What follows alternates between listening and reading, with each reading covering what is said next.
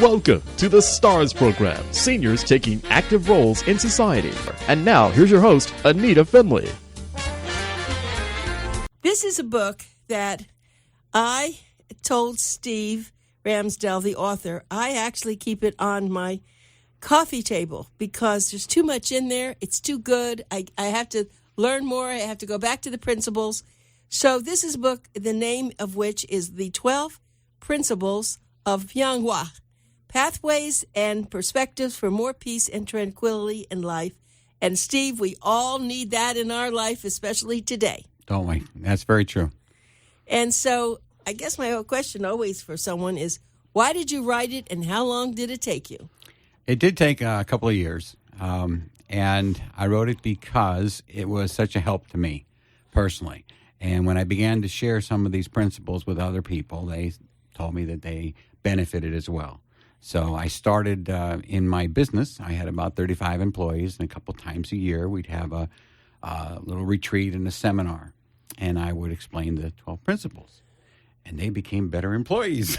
So they enjoyed their job more. They found more peace and tranquility in their lives, and this benefited everybody, in every way. So then people would encourage me, well, you really should write all that down and put it in a book. And that's what you did. Exactly. And why were you looking for peace and tranquility? How were you always like this, or is this something you discovered? I think it was inbred. I think my parents are to blame. I always was interested in knowing more and had a thirst for knowledge. And I kind of would borrow from other people. I would learn something and say, gee, that person learned the hard way. Let me learn the easy way and just take their wisdom and adopt it. And that made things easier for me in my life. And I think that became a pattern. And of course, before we started the interview, I found out that your wife is Korean. Yes. And that's probably the reason for your Pyong'Hwa. Yes, it is. The Pyong'Hwa, which translates as peace and tranquility, to me, that's it. Life is going to be full of good and bad. It's going to be challenging. And if you have coping mechanisms, coping skills, you can get through it so much easier and enjoy life even more. Enjoy everything that happens as part of a perfect plan. Sorry, but that's one of the principles. Oh, I got that, and that's great. And I'm glad that, was she a big influence on you with this? Oh, I think so. I mean, how could she not be? Yeah, she taught me a lot of things as well. And I think the different culture, the Far Eastern culture, has not a corner on the market of peace and tranquility, but they certainly have some in their long history. The Buddhist religion, the Zen, all these wonderful ways of looking at life in a little more relaxed way, bigger picture. True, and I know that in your book you do talk about Wayne Dyer a lot, and I have to tell you the story on that. I think I had read his book, or tried to read it, many, many years ago when it first came out. If you see it, if you believe it, you'll see it. Yes. Right? Yes. But it was very complicated for me to read the whole book. It was so much, he was quite a philosopher, and I put it down and didn't go back to it until I was writing a column in the Palm Beach Post for many years, and I wrote something, I think, about people who were in comas. I don't remember exactly. And he wrote me a letter. And he said, I'd like to meet you, and I'd like to take you down to Miami to meet a person who's been in a coma for many years. She's a friend of mine. A promise is a promise. Yes, you got it. And so nothing would do, but he and his wife took me down there. And, of course, I then, for the next many years, would go there. I was someone that helped her. I got everything I could do with her, with the mother, of course. Wow. And so Wayne and I kind of became, friends. But he's so busy, and he has many friends. I was just someone who enjoyed what he did. I went back to the book, and I took it chapter by chapter, and then I got it. It was so clicked. much. Yes. But now, and he gave me permission to, use a lot of it in Boomer Times, and we did that for many years. I would take probably 3 paragraphs, and those 3 paragraphs were so important without anything else. So that's why one thing attracted me to your book, too, that, well, here's another soul who I could... And so was it as important to you as to me? Yes. I met Wayne, and he is a tremendous influence in my life. He was almost a mentor. And I borrowed a lot of the stuff that he did, and I tried to add to it and to help people to understand it even more. The concepts are just wonderful. I mean, you take that children's song, row, row, row your boat. And you think, that's just a silly song. It has no meaning. So much meaning he was able to put into explaining that that's basically a guide for your life. And I think he was a wonderful man, and he did a lot of good in the world. I found that when I shared what he had with other people, it had an impact on their lives, just like you said. And it was something that you could come back to. And one of the things that I like about my book is that I come back to it. I keep it handy next to the bed, and from time to time, I just open it to any page, and any section in there happens to be the one that I needed to read at that time.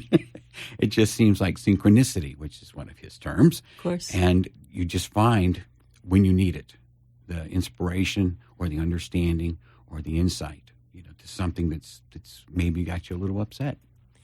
Well, your book, I told you that my husband had just passed away. Yes. And it meant so much to me because peace and tranquility is something that I chose. You make choices, and of course that's part of this. So I chose that, and I chose to enjoy the 43 years of idyllic marriage. Wow. But not everybody has that. No, so and I chose that rather than mourning. So we celebrated his life big time because he was quite a man.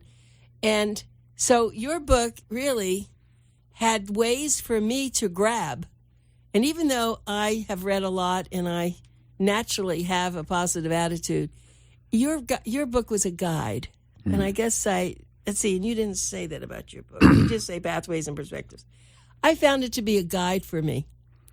I'm thrilled. I'm very happy about that because it's what it's meant to be. And I collected wisdom from so many people over all the ages. Book that Wayne put out was called Wisdom of the Ages. And I did the same thing. And I found that these principles, these ideas guided me. So why not share them, put them together, and let people be just as much to benefit from them just as much. And, of course, we always know that the word love is so important. But I have found, and maybe I'm wrong, and I don't mean to be a chauvinist, but that men can't say love as easily as women can. Women will say, oh, I love you, I'll see you later. But a man, now a lot of the men that I'm with say that because I choose men with lots of sensitivity. I guess that comes from the male, the football player, the person that has to be, tough and rough. Well, I think it's wonderful that the sexes are different. And they have their differences, and not everybody's the same. And I think that's one of the most wonderful things about life is you get to meet different people and understand that they're walking in their shoes. If you were walking in their shoes, you might feel exactly the same way and do the same thing. And good point. So I think that allowing men to have a little more restriction on what they say emotionally is fine.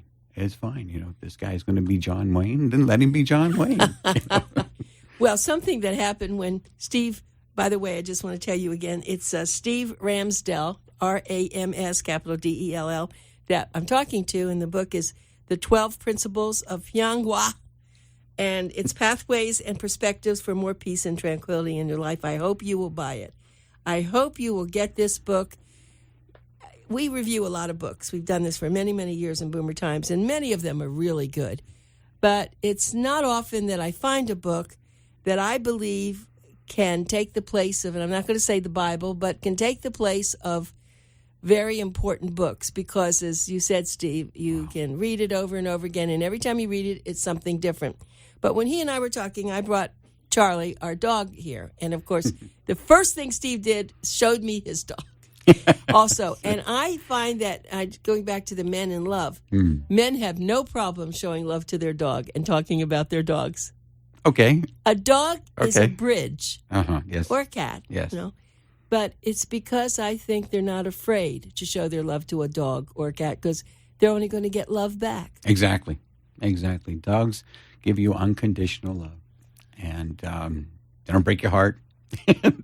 They don't cause you, they don't come and bother you about a lot of different things. So, I think that men have a natural, I think people, men and women have a natural affinity. And dog is just G-O-D spelled the other way. I know that. And that was the other thing. I had read that a long, long time ago, but then I read it again in your book.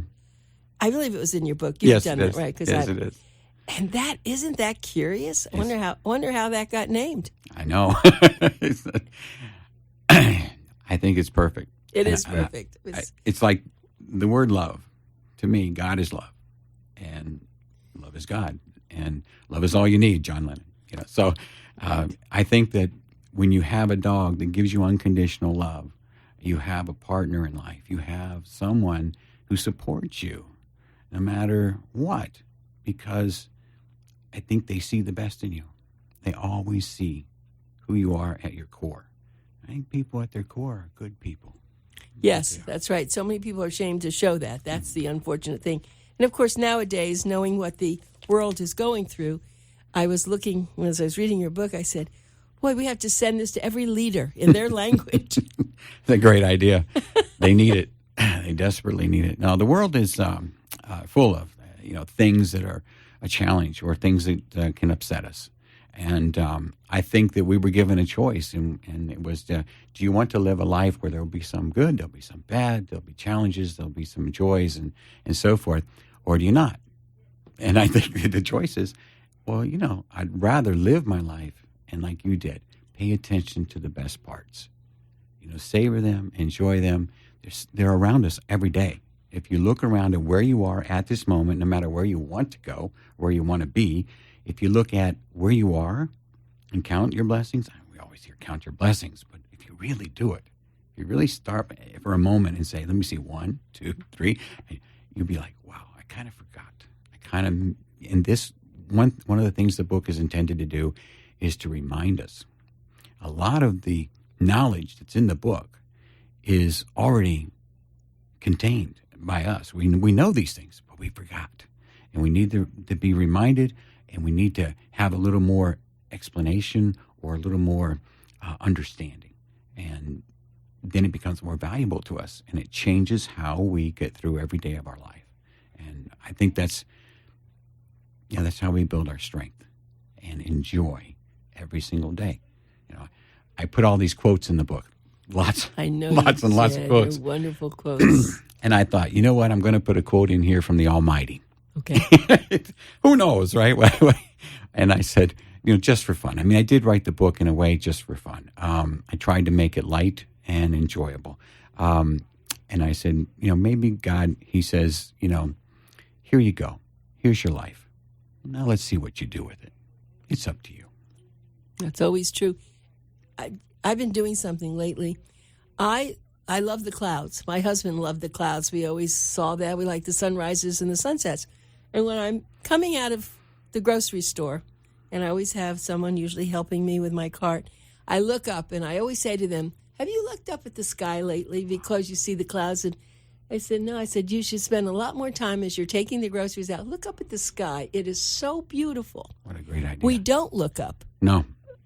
And it's just like the stars. We should see every night, should look up at the stars if we can see them, if it's not a cloud cover, and the moon, and appreciate the naturalness that is there every day for us. Amazing.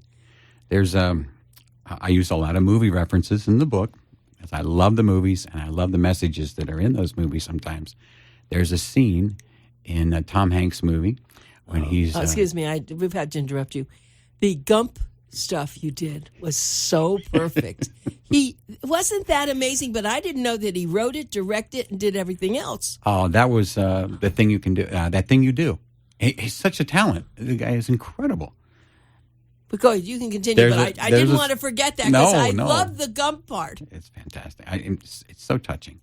The idea of that feather in the beginning and at the end, the alpha and omega, that was just fabulous. It'll bring tears to your eyes when you see it. But there's a scene in Joe versus the Volcano, which is kind of a silly movie, but it's amazing. And there's a scene, and the idea is presented that most people go through their lives and they're asleep.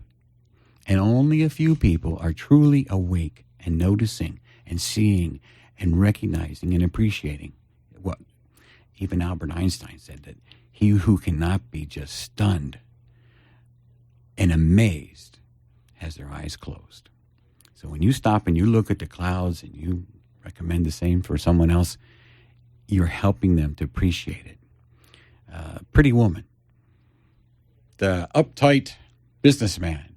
At the end of the movie, I never get tired of that he takes off movie. his shoes, he walks in the grass, and it's the first time he's paid attention to, there's grass here. Look what that feels like when I walk on the grass and reconnect with the miracle and the wonders that we live. Oh, it's so great. Do you make a lot of speeches? So tell me what you do now besides you're probably going to be writing another book or doing something else. I am. I figured you would. This time I kind of learned my lesson, and this time I'm going to write a shorter book. I'm going to write a book, and it's going to be entitled, I'm going to borrow it from this book, The First Principle. And it's going to have on the cover, and the answer is, and then you're going to open the book. There'll be one page and one word, love. Book done. You read it. That's it. Because really, that's all you need. That's all you need. And but no, I'm doing a number of different things right now, and I am writing a new movie screenplay. So I'm very excited about that. Enjoying doing that. I think you should pursue your passion and what you enjoy doing, and I enjoy writing. So well, you're very talented. Well, you have to keep me on your list because you're going to do a movie. Well, that's quite a big thing. Well, let's go back to your book. Okay. Tell me what, besides Gump, what was your I know it's better. Let's talk about the 12 principles. I should insert. Go ahead. When you asked me, because I would be doing a disservice. I did develop a new website, and the website features the book. This website is called yawnder.com, YAWNDER. I saw that. It's free. You don't even have to register. You don't have to put your email or nothing. And you can go there and enjoy virtual escapes. But one of the features is you have the option to have positive messaging while you're looking at the beautiful beaches or the waterfalls or whatever you want. You have a lot of controls, and one of the things is you can put on the positive messaging. And there's 4 different categories of positive messaging, and they're my book quotations. They're in there for that purpose so that they can inspire you and help you to see and relax and have a better feeling about life. So that website is my love. And my book's available on that website, but I like to share that with people, because reading is one way, and when you need relaxation, when you want to meditate, when you want to sleep, having an opportunity to just like that escape to someplace that's fun, customizable, enjoyable. Oh, I went on it, actually. I was, with the ocean and then the one in the forest. But I just want to give everybody this. YAWNDER. It's like yonder.com, right? YAWNDER.com. You ought to do that. It was, I realized you must have had did you do that, or you had a very good designer? You had the music, you had everything. I picked the music. I went online. It's amazing stuff they have online now. You can buy the pictures and the videos and the movies, and I had a professional recording of the messages, and then I put that together with a terrific team, iGreen Marketing, little plug for them, and they were able to create this with tremendous amount of programming and giving. Every time I would go to them and say, can the website do this as well? They say, sure, it can. It'll take a lot more time in programming, but we did. And it's beautiful. I'm very proud of it. And so, can I ask you what your movie would be about?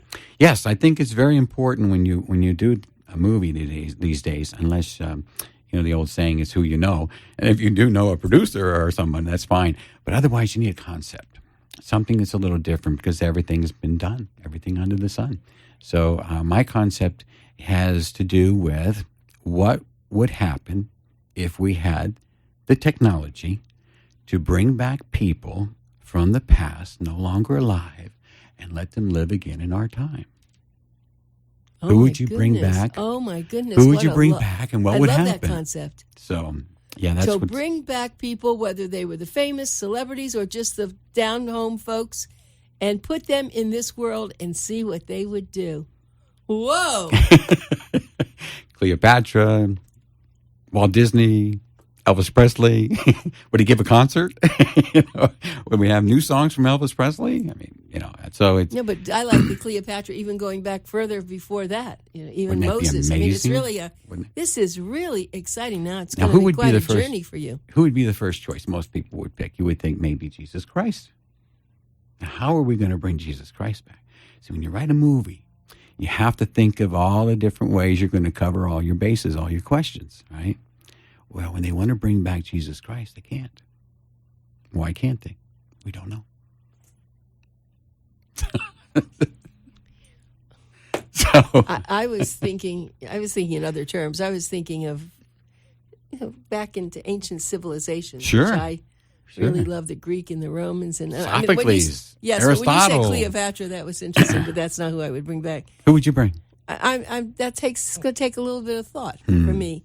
Maybe that's a very good question for you to put on your website when you do this. Yes. Who would you think, or maybe as your focus group, who would you think? In the movie, people get to suggest, and then we narrow it down, and they vote online. I like, I love, I don't like, and we get it down to 25 finalists, and then to five to pick from, and then they get to pick one of the three. There's only three that can come back, and it's a limited amount of time.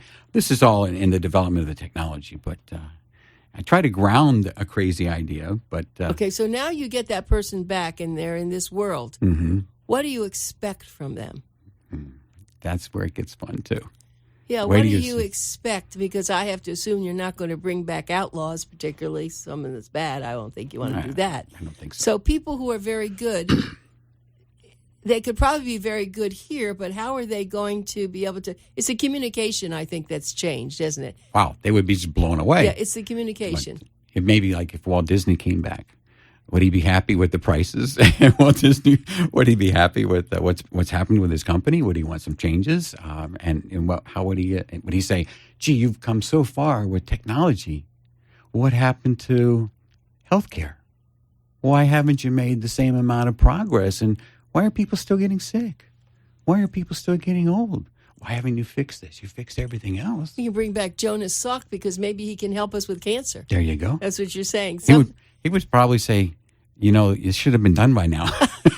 We're going to find the shot for you, right?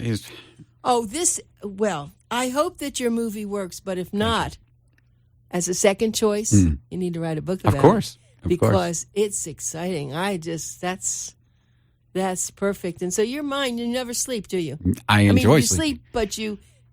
Oh, I love sleeping. Yeah, but you work while you sleep, I can tell. My wife she's a little bit jealous of me because when I go to bed at night, I honestly will be asleep within 20 seconds, maybe 15 seconds. Over the years, I developed a little technique that I use I call twilight dreaming. And when I lay down to go to sleep, I begin to think about something that pleases me, something that I enjoy. It might just be an idea or a dream or something that I want to do or something. And I slip away within 15, 20 seconds. Do you think we could all do that too? I think it's a technique that you could develop. Yes, I think so. I think when people lay down to sleep and their mind is just worrying about a lot of different problems or thinking about a lot of things, it's going to be hard to sleep. So obviously, you can start with the relaxation processes and so forth. But over the years, I've got to the point where that's automatic for me. And what I do is I go right away to thinking about something that I enjoy. I dream about great success as an author or something. What would I do if I was wonderful, had the wonderful opportunities that would come with that. And then it just takes me right into a twilight sleep and being the dreaming I love that. I don't want to forget to tell everybody who this person, that so marvelous person we're listening to, Steev RamsDell. Steev RamsDell, RamsDell. It's called The 12 Principles of Pyong'Hwa. Pyong'Hwa. Pyonghwa.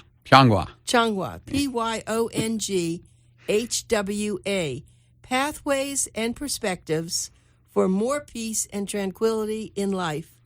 And I can assure any of you who purchase this book that will happen for you. From the day you open the book and you start to read the first page. In fact, I was showing you my book. I've opened it so many times I've literally broken the part of it. But the principles, and they're very common. This is not a hard book. First of all, a lot of philosophers, as I was talking about, with Wayne Dyer, it's a little difficult unless you're well educated and you can really go through things. So the simplest person could read this book and get an enormous amount. They might even get more than other people because they think in simple terms. And you have simple terms here.